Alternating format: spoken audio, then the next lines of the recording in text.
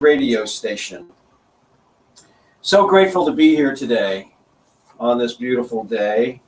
And if this is your first time tuning into Dayquest Life, the show is all about the idea of tuning in to yourself and understanding and listening for and following that call that life may be giving to you, and probably is giving to you. I think that we all have a call, we all have a purpose here, and the purpose of this show is to talk with people who have found that call and who are following that direction. I've heard it said that there's a difference between a really good idea and listening to that call or divine inspiration. And the difference is that divine inspiration scares the living daylights out of you. So it's not only about hearing the call, but it's also about having the courage to follow what it is you're being told, what it is you're being called toward. And the good news is, and one of the things that we find out here on this show, is that you don't have to do it alone. There are parts of your own journey that you will have to do alone, that's true. But a part of everybody's journey is support and being supported. And part of the purpose of this show is to support people who are on that journey and to support you who are listening on your journey by hearing the stories of how other people have gone on the twists and turns of their journey to get to where they are, and how it's sometimes improbable, but it happens. And it's kind of an irresistible kind of thing. When you're on your journey and you get that call, things just show up. And sometimes you just can't help but do what it is that you're here to do. And I also believe that, this time where we're at on the planet is a really critical time. There's a lot of things that are at a confluence of change, everything from climate change to the economic realities of the culture that we live in and the political realities. But we're on the cusp of some really great changes too. And we're turning the page, as it were, on a lot of things that were good for a while, but now we have more information, new information, different information, better information, and we have the opportunity to create, because of these great changes, create a world which is better, healthier, and more conscious of each other. So in some ways, we're in this great position because the information age is offering us so much about healthy practices, so much information about each other, that it's easy in some ways to be compassionate, not only for fellow human beings. We're being really challenged with witnessing the suffering of others because we see so much of it. We're kind of designed to get the news from a village of about 250 people. And we get the information from many, many villages from all over the world, and all the information mostly is filtered to be bad news. So if there's any benefit in that, it's that when we can allow it, and we have to be careful about how much we allow, I know that, but when we can allow it, a broken heart is the gateway to compassion. And we can see what events and what practices that we're doing have led to this suffering. And so we have the opportunity, because we're more conscious than ever, to make changes and to demand changes of our leaders and how we're doing things. So wow, that kind of went somewhere I wasn't expecting. But it's a good thing. We're in a good place despite all the changes, and I'm really excited. I'm also really excited because I have a wonderful guest with me here today. I'm so pleased and privileged and honored to have Sarah Bingham who is a nutritionist, actually registered in Florida as a nutritionist. She has gotten her master's degree in food science and nutrition from the University of Massachusetts.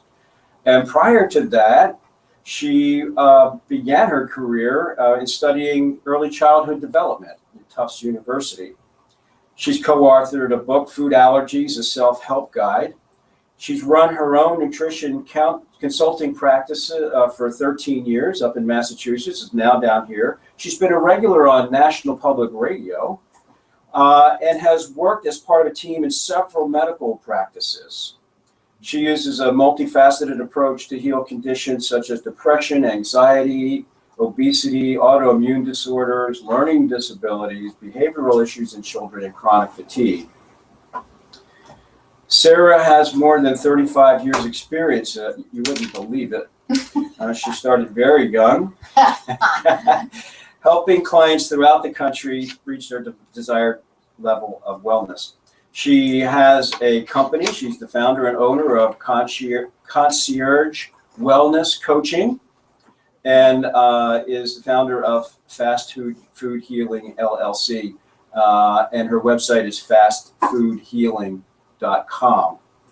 So I'd like you to welcome to the radio and to our YouTube audience, Sarah Bingham. Welcome, Sarah. It's good to be here. Yeah. Sarah's a very knowledgeable and exciting speaker. So Sarah, you've heard the introduction. So I want to start off by just sort of jumping into the question, how did you get on this path? And I know part of it has to do with the VW Beetle way back when, traveling from Switzerland to Nepal or some kind of improbable journey like that. Yeah, exactly. Well, for starters, I was always a rebel. If things didn't make sense, I wasn't going to do them, period. So I pretty much gave my mother all of her gray hairs. But so there I was in college. You just go to college because you're supposed to. And I put in a year and a half, and I just said, I have no idea why I'm here. And so I'm leaving. And I was going to take an apartment in Boston. But at the same time, a good friend was telling me about an amazing opportunity in Mexico to learn all kinds of open education stuff. So my mother was all about that, and she decided to support that. So I went down and spent 3 idyllic months learning about open education, which back in the 1970s was a hot topic. But I've always been, I am and always will be an educator. And so education was a passion of mine. But then while I was in Mexico, my older brother was about to drive a 13-year-old VW Bug from Switzerland to Nepal. And I said, can I go? And the gift of my mother was she was way into travel. And so she chose to, say go. And had I known what she was saying go to, had she known what she was saying go to, we probably never would have done it.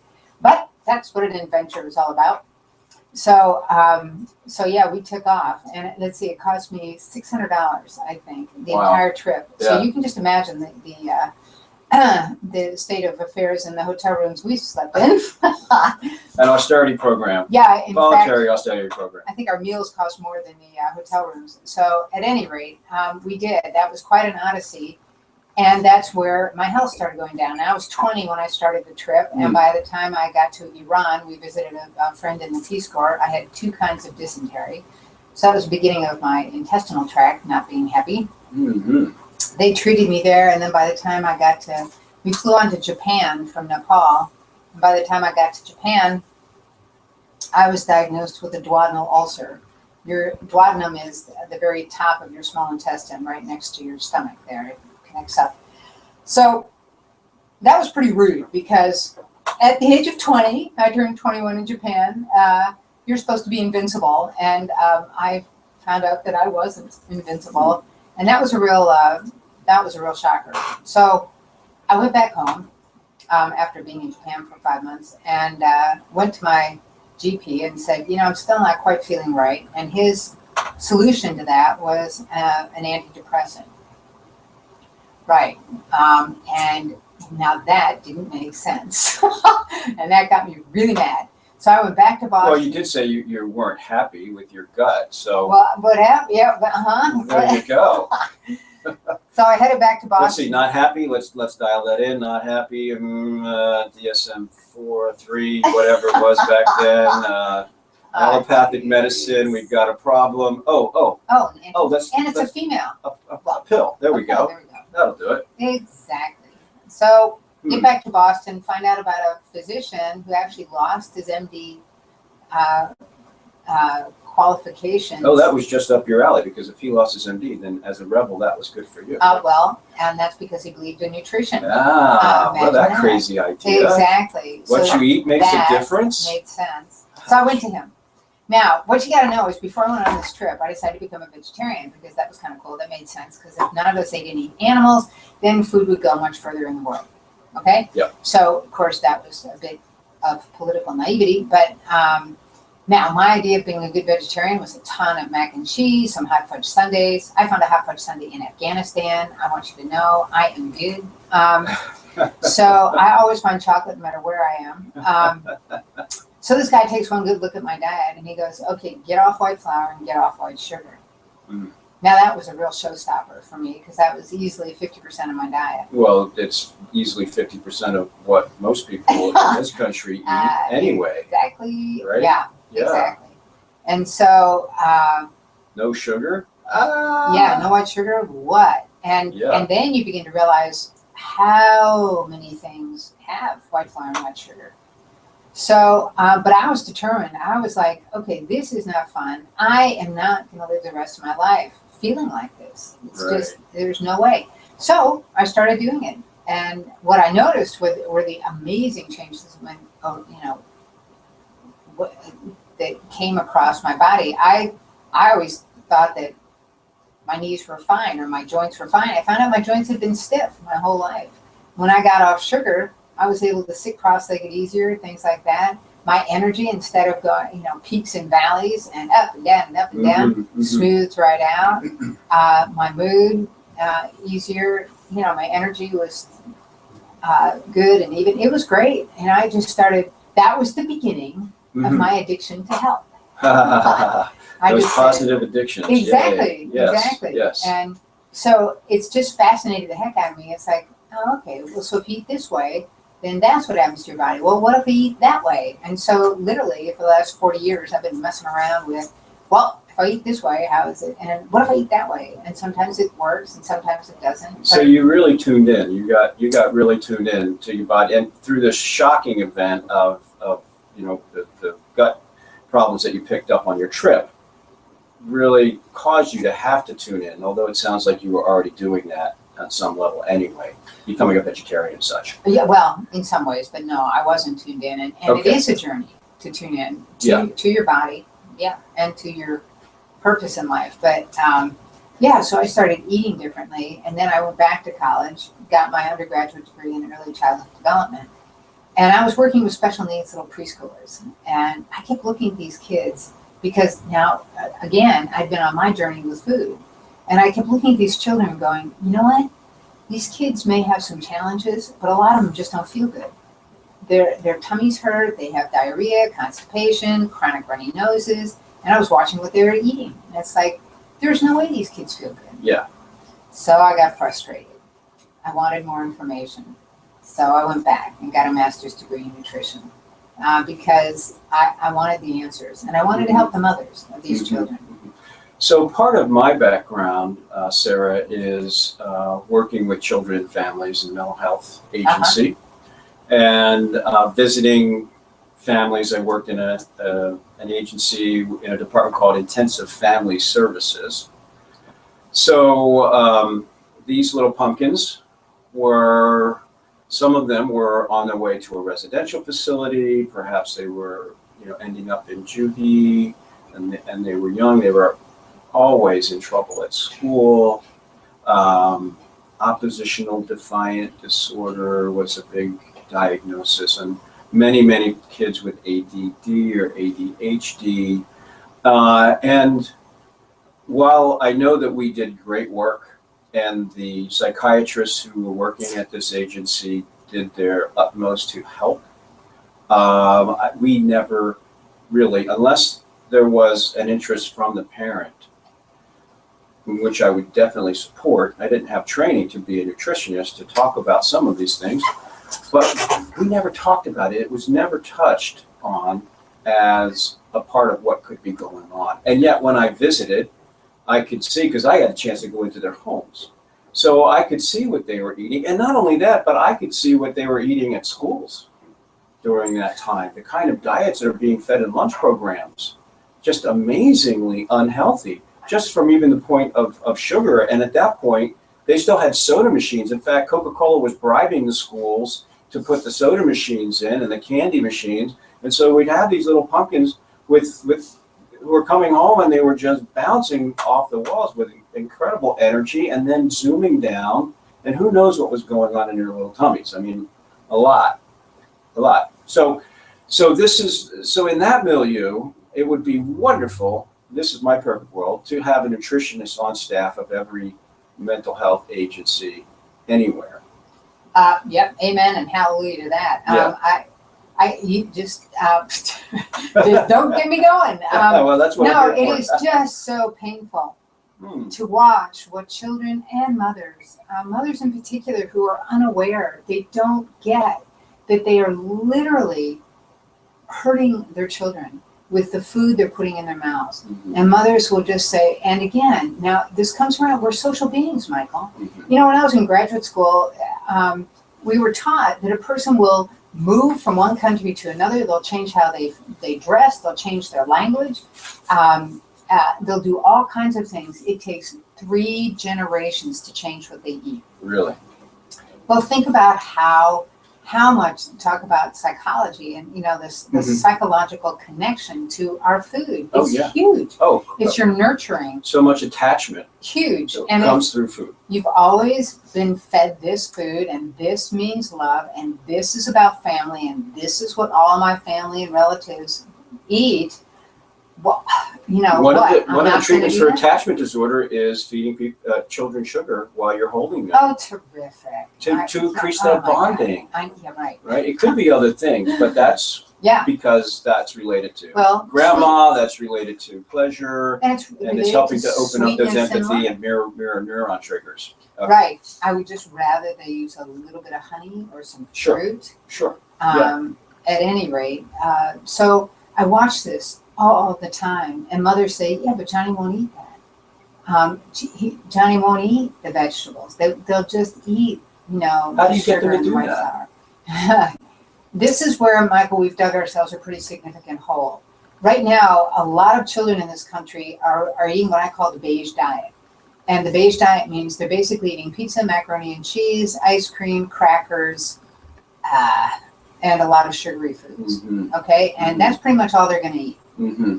And they will not, and mothers aren't kidding, they will not eat anything else unless you get rid of all the food, any of that stuff. It's literally out of the house, and you have 3 days in the house with them. And the only thing in the house is good, simple food. And usually it's got to be just plain meats and plain vegetables. This is literally an addiction withdrawal. It is. And I'll give you the biochemistry of it. Mm-hmm. All right. And this moves into our guts and the bacterial flora in our guts. Right. Here's a statistic, Michael. Only 10% of us is genetically us. 90% of us are microbes, are little critters. We are alive with not us. We're kind of like a coat hanger for all these microbes that hang out and do their thing. Now, there's an image in it. It's like, I'm totally grossed out by it, but hello, that's the fact. Well, I kind of like that idea because in my practice sometimes I'll ask clients, so if they're trying to change something, I'll ask them, I'll say, well, let's ask your 50 trillion cells what they want. You know, do they really want you to continue not taking care of yourself in this particular way by giving your whole life to work, you know? Is that really what you want? And you can see the difference in their bodies once they start doing that. So So this whole idea that we're hosting, Yeah. we're hosting 50 trillion cells, and we have the bone structure, the muscle structure, and we're doing all that. And who knows where this is going to lead in terms of the new research out about, it may not be new to you, but the new research to me, out about the linkages between infantis probiotic, you know what I'm talking about, and depression. And I know that you have a lot more to talk about that. Let me just remind our listeners and viewers that we are talking with Sarah Bingham, a licensed registered nutritionist here in the state of Florida. And we're talking right now about gut health on DayQuest Life Radio, WSPF-DB. Ta-da! All right, so you take this, when the gut flora, now you've got about 4 or 5 pounds of microbes, little buggers, bacteria, viruses, fungi, in your intestinal tract, okay? Now, when the good guys are proliferating, all is well. You digest your food, poop it on out, and life is good. Now, in comes antibiotics. Really, since World War II, we've been on a pretty fast trajectory down. Mm-hmm. And what I'm learning now, it just gets more and more scary. But at any rate, the minute you take an antibiotic, You want to mention that book that you're reading? yeah. The book that I was reading is Brain Matters. This is by Dr. David Perlmutter, and the other book is Gut and Psychology Syndrome by Dr. Natasha Campbell McBride. I studied with her. I'm a certified GAPS practitioner. At any rate, what happens with this gut flora is if the minute you take pretty much any prescription drug, and especially antibiotics, you basically do a clear cut of all your bacteria in your gut. So like you go down the Amazon and you just like slash and burn. Exactly. And apparently they really never come back to the way they were. That's depressing news. That is depressing news. As an optimist, I always want to say, well, yeah, I know, yes, well, can. and I am right with you, Michael, so I'm going to prove them different because I just can't believe that nature can't figure this out some way or another. Right. So I'm rooting for nature here. I don't root for mankind. We're just dumb. I'm not impressed with the stuff we do, especially around food. So now you take a child whose intestinal tract is probably out of balance, and I can give you lots of scenarios where almost guaranteed it is. So if you eat dairy or you eat gluten products are anything wheat, rye, barley, oats, okay? All right, so it's basically all that bread, pizza, etc., and then the cheese or the any kind of milk product, okay? Now, with both of these products, your digestion goes through a 3-step process. And then, so if everything's well, you go through those 3 steps and you poop out what you don't need and all is well, all right? However, you take a gut that's out of balance, you go to step 1 and then step 2, and it gets blocked right there. And the name of the chemicals that are at step 2 for dairy, it's called casomorphine. And for gluten, it's called gluteomorphine. And that you heard morphine correctly. That is an opiate that goes into the bloodstream through the blood-brain barrier and sets up literally an addiction.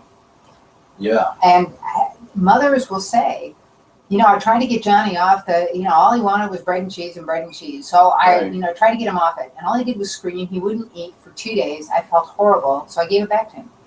And the minute I give it back to him, watch that kid's face. It literally is like giving an addict a fix. Sure. Had she waited, this is what moms don't know. It takes 3 days. 3 days. For the food, 3 to 4 days. If a child's constipated, it might take 4 or 5 days. Mm-hmm. But you've got to move it through the system. Mm-hmm.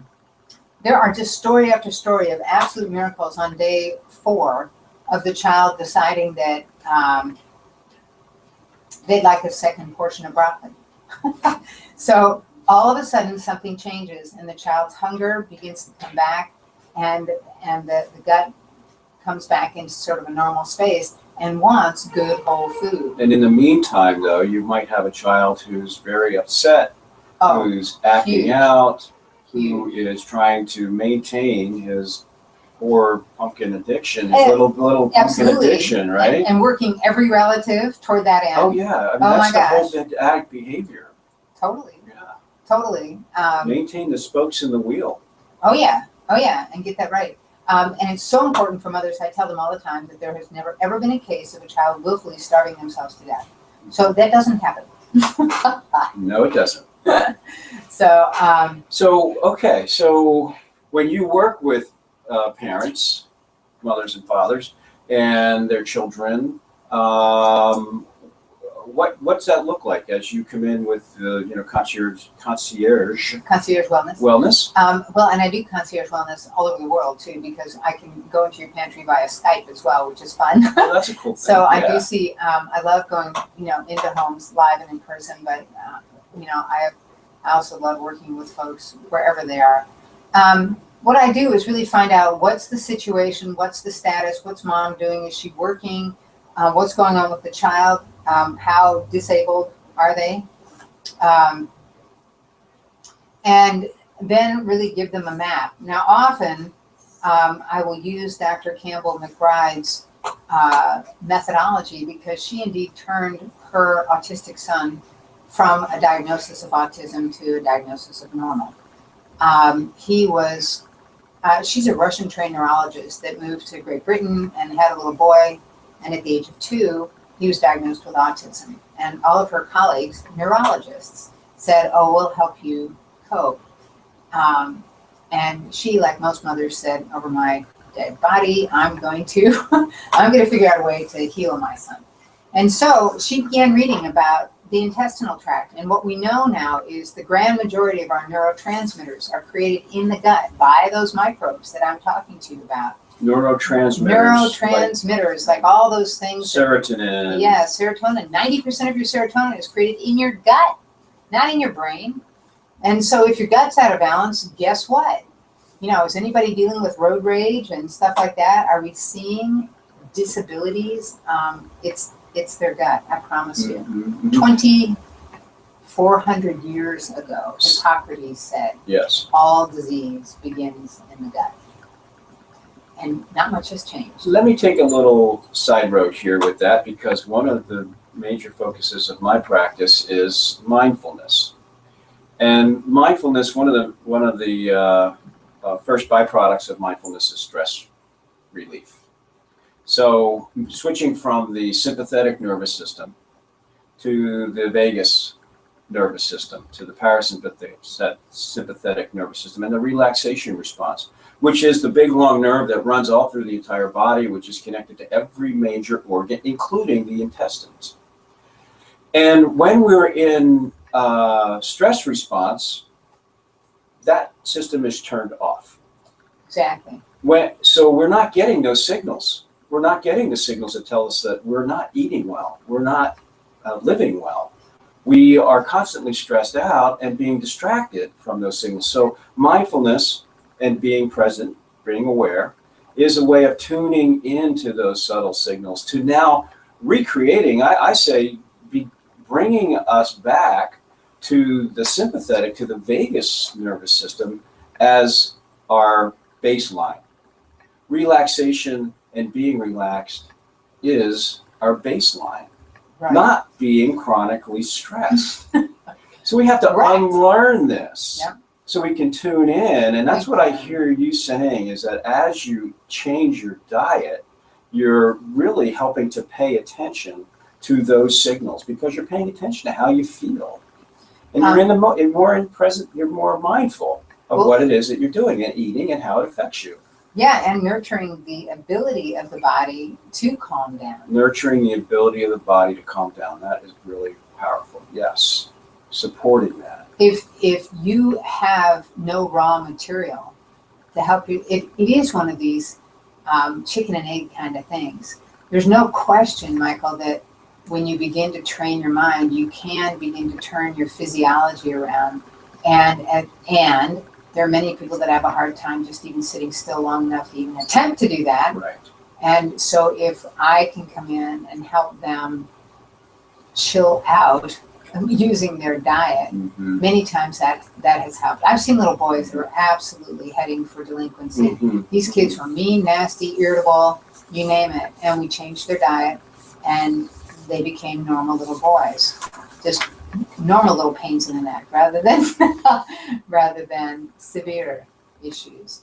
And that's the kind of stuff that, but I just feel like for mental health, you've got to be looking at that whole picture. Yes. If you're not eating simple, good, whole food and really paying attention to what's going on in your body, along with being mindful of what what you're feeding your body, how you're nurturing your body with your mind. It just didn't take long for me to get, as a practitioner, that it's physical, emotional, and spiritual nurturing that creates the whole happy, healthy human being. That's right. You get one of those way out of whack, and you're not healthy.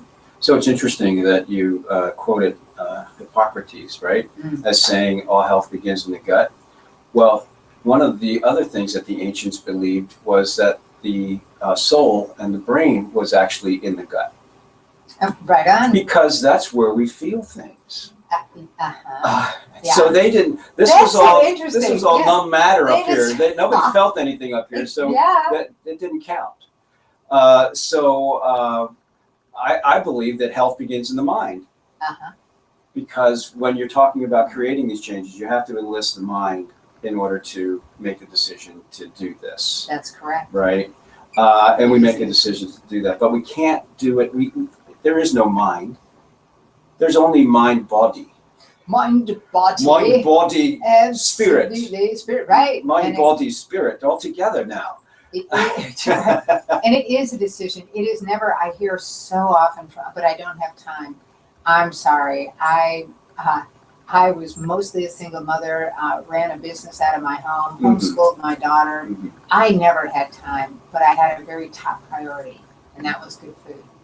So no matter what, as long as it's at the top of your priority list, you will figure out how to always have good food. Oh, any commitment you make, you will find a way to follow that commitment. And if you pay attention to what you're already doing, and that's what's top of your priority list is always getting in.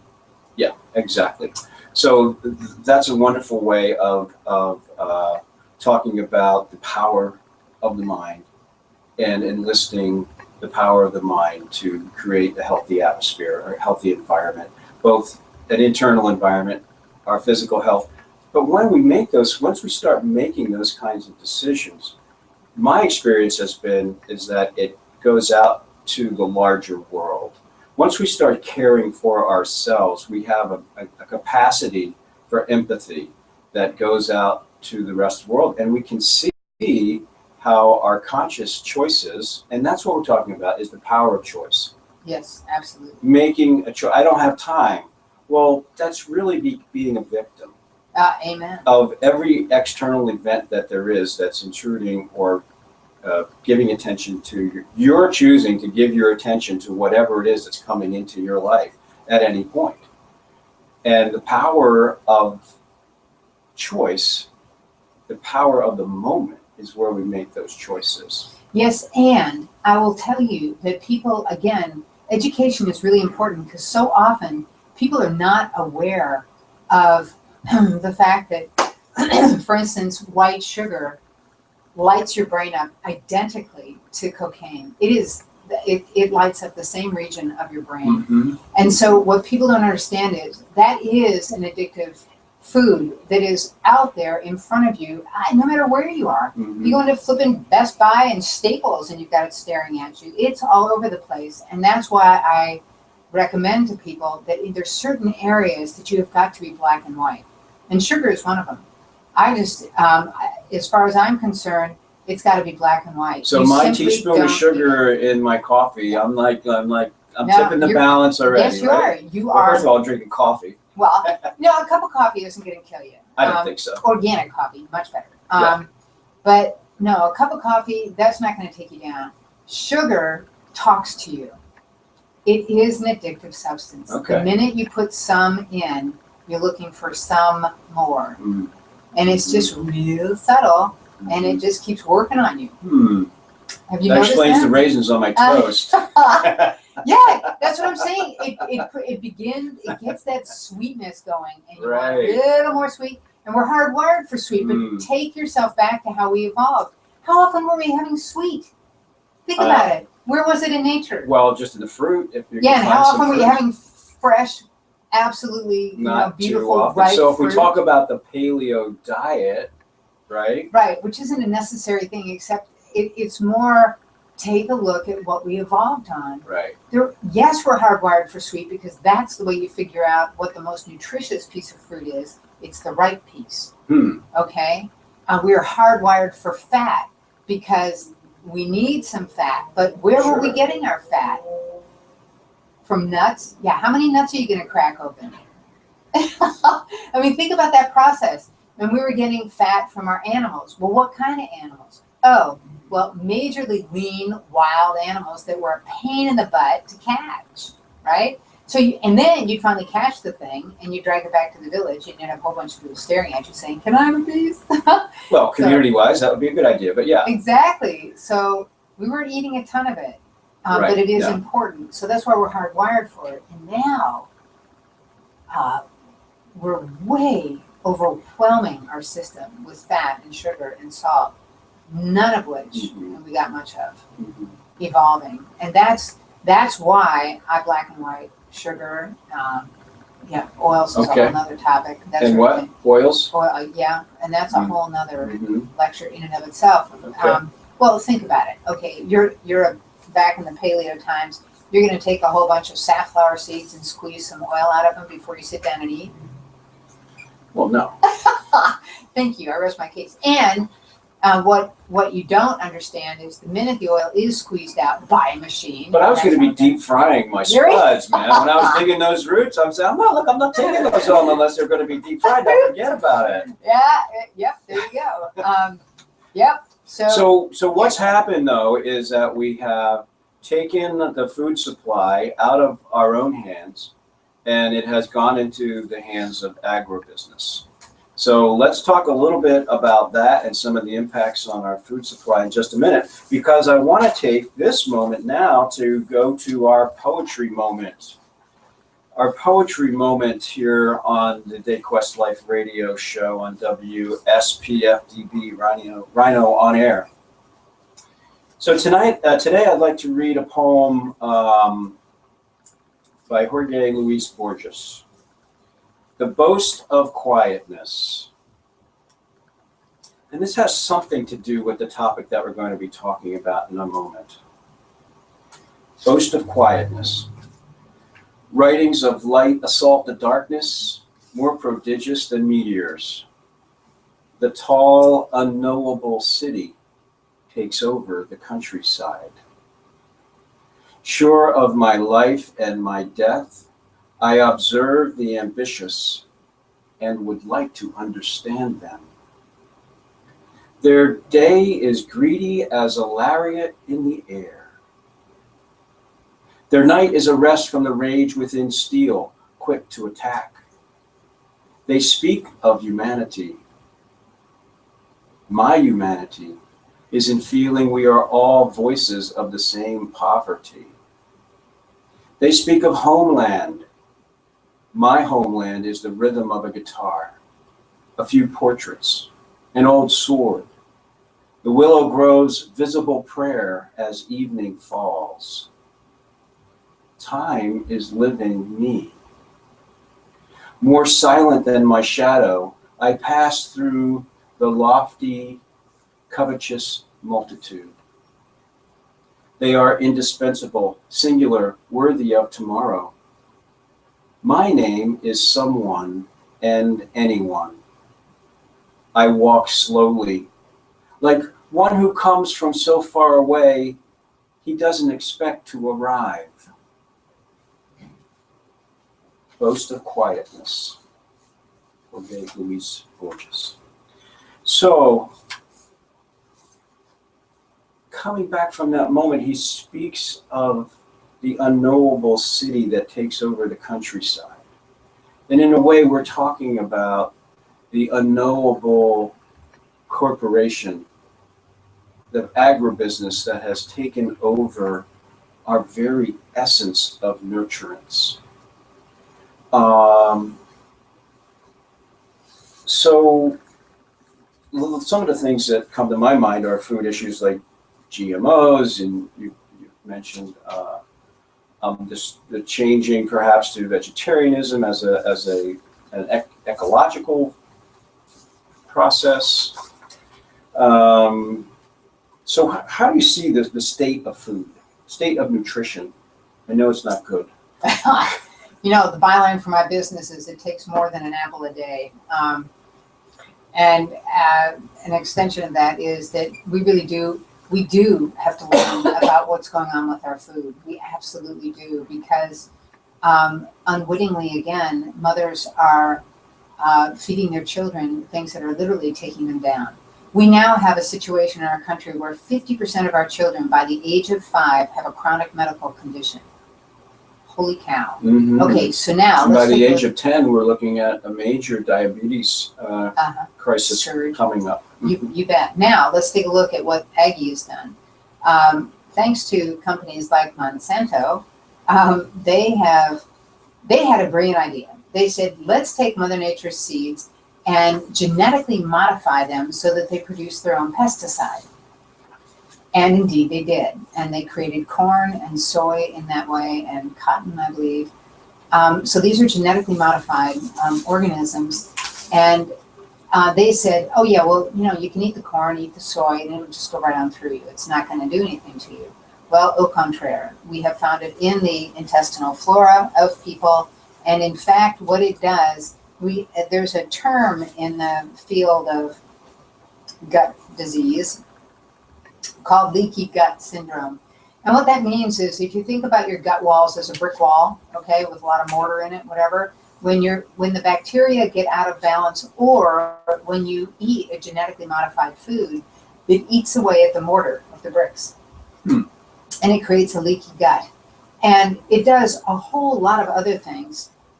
There have been some researchers who are showing that these genetically modified organisms create hormonal disruption in the human being, fertility problems, diminished libido, erectile dysfunction, the list of illness, diabetes, heart disease, depression, autism, Alzheimer's, cancer. So what it's doing is creating a major situation of inflammation in the body, Yeah. and grossly changing the gut. Sure. And it's being done without our permission, and not only that, without our knowledge, because what's going on now in places like Vermont, where they've passed a labeling law where you have to identify foods that have been GMO, that contain GMOs. People like it's some large grocer organization is fighting that tooth and nail, and I just learned last night that Starbucks has joined in that, along with Green Mountain Coffee, to ban the labeling. To ban the labeling. The labeling. Oh my God. And so they are joining forces to stop us from knowing what's in our food. Holy cow. Holy cow. Well, an unholy cow, amen. if you will, right? In fact, the butchers will tell you that cows that have eaten genetically modified grains, when they cut open their intestines, they're putrefied. So we have a right to know, and this is just one area, another area that we can make decisions and act on, and look to our leaders to make differences about. I just don't think it's rocket science. When you start messing with genetic material and combining genetics of an insect with a plant, or with an animal, with Arctic fish, genes are being crossed with tomatoes so that you can grow the tomatoes in a colder climate. I don't know, Michael. In my mind, I don't need to be a scientist. There's just something wrong with that. Nature hasn't done that. No. I'm not defending GMOs here, but some arguments might be that, well, we've been genetically modifying organisms like all dogs and most flowers that we see for many years, and creating hybrids through genetic modification. Well, hybrids are different because you're within the same system, and that's really important to figure that out. Okay, But mammal to mammal, plant to plant. Yeah, farmers have been splicing, pear and apple together, and all that kind of stuff. That makes sense because nature actually will do that. Okay. Nature does that on her own, and they just picked up on it and went, oh, well, let me help her along a little bit. Nature does not put tomatoes and Arctic fish together, or spiders and, I think it's spiders and tomatoes again, so that the skin can withstand shipping. Guys, whoa. Yeah. Okay. And we've got genetically modified corn. Now, 90% anything that you buy, and I want you to go through the supermarket and pick up all the boxes and labels that are in the center of the supermarket and find me something that doesn't have either corn or soy. And if it is not labeled organic corn or organic soy, you have a genetically modified substance that you're feeding your children and yourself that we know affects your gut. And as I was reading this book by Dr. Perlmutter, it's like, holy cow. He absolutely takes it down to the gut flora around obesity. Obese people have a very different gut flora than people who are lean. On and on and on. Diabetes, heart disease, all disease begins in the gut. So can people, so let's talk about what some of the solutions are. So starting with whole foods. Organic. Organic. If it's organic, it cannot be genetically modified. And it's also a statement. So if it says organic, then it can't be genetically modified. Correct. It doesn't have to say both in order to be organic. Correct. Or to be non-GMO. Organic suffices. Okay, great. So looking for whole foods. Yep. What else? Making a decision. The way I raised my kids is the only food that came through the door was good whole food. And I had, what did we evolve? What sweetener did we evolve with? Honey. So you get raw honey, which is actually a food which has all kinds of nutrients in it. And it's expensive. Good. So you're not going to use a whole lot of it. So that's your sweetener. Extremely sweet. Yeah, and it is. You can't OD on it. I'm a complete sugarholic. I cannot eat too much honey. It's too much. It's rocket fuel, by the way. It's wonderful. I'm just going to put a plug in here for Rebecca's Bees here in Pinellas Oh, County. yeah. She raises locally Rebecca. non-soy fed, and that is that some local bees are fed soy products, and her bees are completely wild. Holy cow. Anyway. Yeah, I mean, that's another thing. It's like, who knew the bees were fed soy? And there you go. Now Right. you have genetically modified stuff getting into your beautiful raw honey. Into your raw honey. Holy cow, this is what I'm talking So about. you have to ask. When you And go to you the know- Saturday market, ask the vendors, Right. you know, what were your raw honey? What are you Uh-huh. feeding them? And is the farm next to you growing Right, and that's- genetically modified stuff that's blowing into your fields? Okay. It is, at any rate. So your political statement is buy organic because you're saying I choose to honor the earth Mhm. and I don't want a ton of pesticides put into the earth. Mm-hmm. So organic is your first step. The only sweetener coming into your home should be raw honey. Mm-hmm. And then if you raise your children, and meat, you should eat meat like you had to run after it and kill it yourself. Mm-hmm. So a great, a friend of mine had Does that include fish? yeah, so you're talking 1-2 ounces per serving. Mm-hmm. That's what our ancestors did, not half your plate. Oh, by the way, that's what most of the world does now. Thank you. Think about what Asians do. They 2 take to a 3 little bit. ounces and strip it up, and that's it for the whole Absolutely. meal. Dad would bring home 6 ounces to feed a family of 6. Mm-hmm. And you chop it up, throw it in a pile of vegetables, and Yeah. that is associated with the highest level of health. Over and over and over, when you see what people eat, that's what's associated. So it's pretty simple in many ways. It's a matter of drawing the line. It's like no white sugar, no white flour crosses into my home. When I'm out once a week, if I want to eat something like that, fine. And leave yourself one day where it's like, okay, I can eat that stuff. Okay, so there's some flexibility there. Absolutely. Again, it's important to know what you're doing and how often you're doing it. But it's interesting in that I found myself wanting to do it less and less because it was the weekend and it was when I was supposed to be having fun and I'd eat all this stuff and then I'd feel horrible the next day and all I wanted to do was sleep. Monday morning syndrome or Sunday morning right, syndrome. On Sunday, and that was the day I was supposed to be having fun, so that was not fun. But at any rate, yes, give yourself a day, just do whatever you want. And what I do with my kids was, whenever they had a birthday party, a potluck, whatever, I'd let them eat the food, but I'd connect the dots. I'd teach them, that's how you feel when you eat that food. And so I now have 2 adult children that choose whole foods. Mm-hmm. So it's a lot of knowledge, but it's also really listening to your body. But you've got to get your body cleaned out in order to have a clear channel to listen. And support.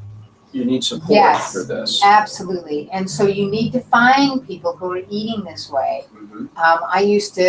I would grab 3 other mothers and we'd all cook for one another. So I had 4 days taken care of.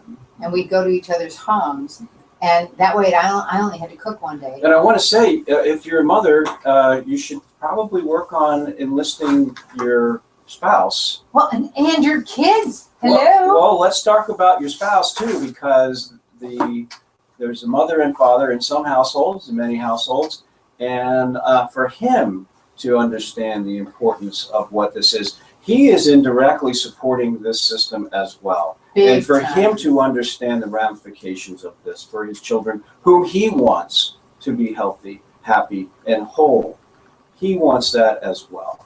So bringing the man into the story is very important too, because he will be modeling as well. No, I agree with you, Michael. That is very important, and I support. It is critical that men are part of that food unit and not like, oh, I ain't eating that. You know, exactly. Yeah, of course. So, of course. Yeah, it's really getting clearer. And again, the women are more educated than the men. Therefore, the men tend to be more negative because they don't know. Well, also, they are also addicted. And so they are wanting to continue the behavior. So we have to look at it from a point of compassion to understand that they're just going to naturally want to continue an addiction that is, at this point, unconscious. And it's bringing up the level of consciousness and the effect of what it's doing to their bodies as well, and to the bodies of their children and their family. Exactly. Yeah, and that will raise the consciousness. Mm-hmm. Tell us how to a couple of upcoming events, Sarah, and how to get in touch with you.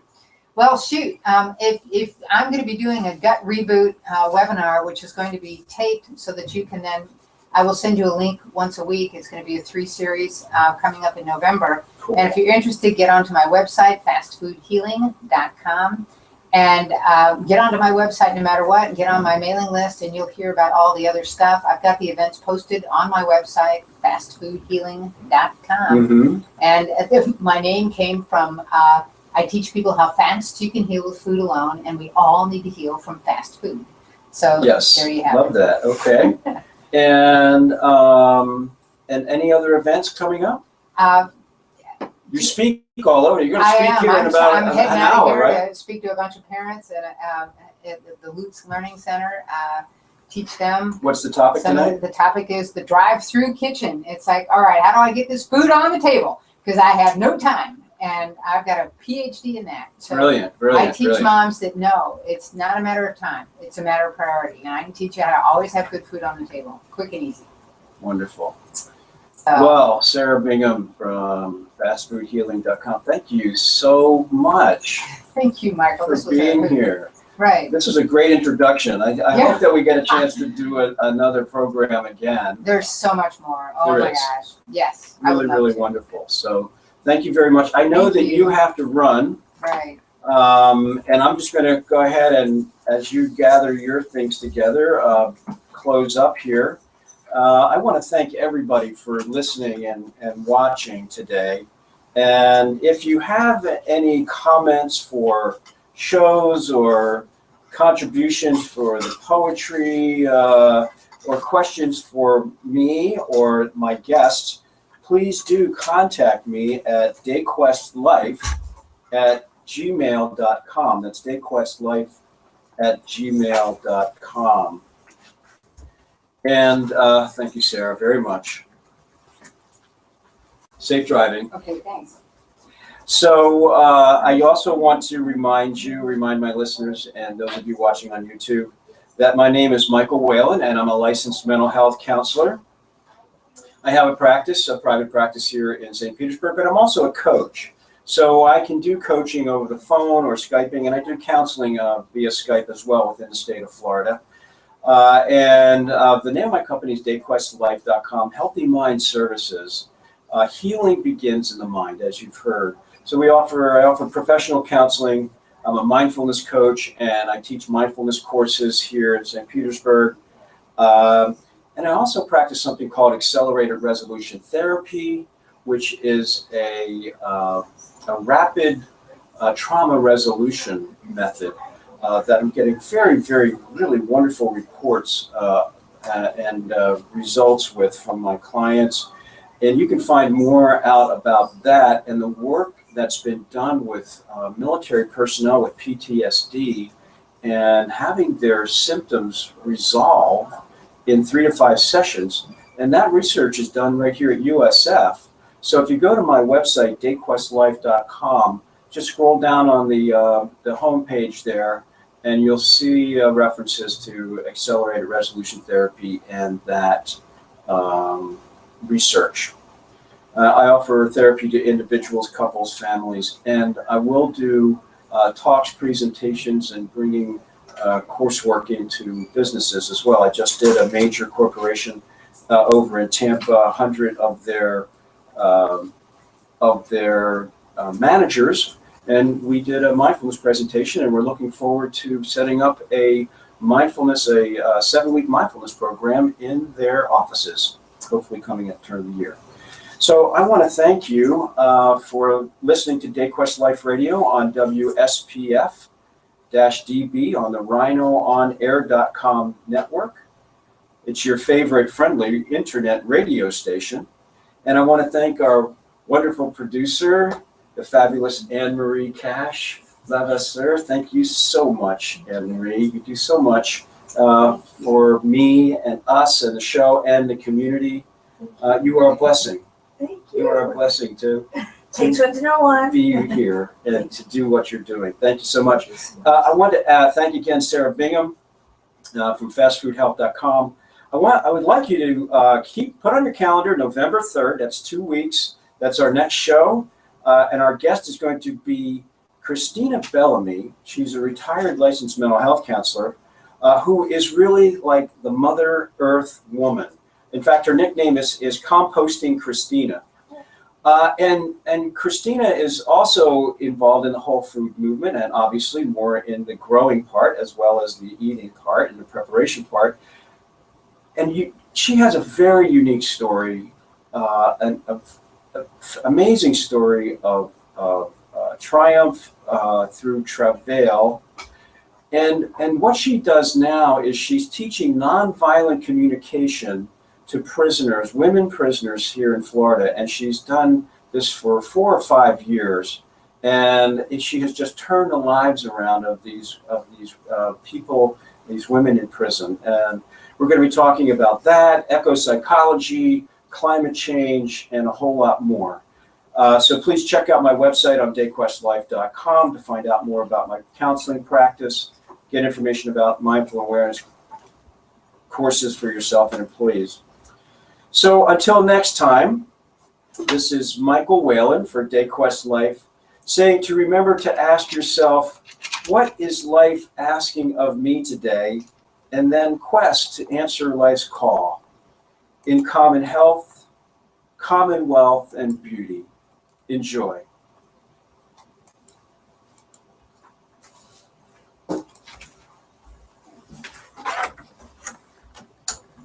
Yay! Camera.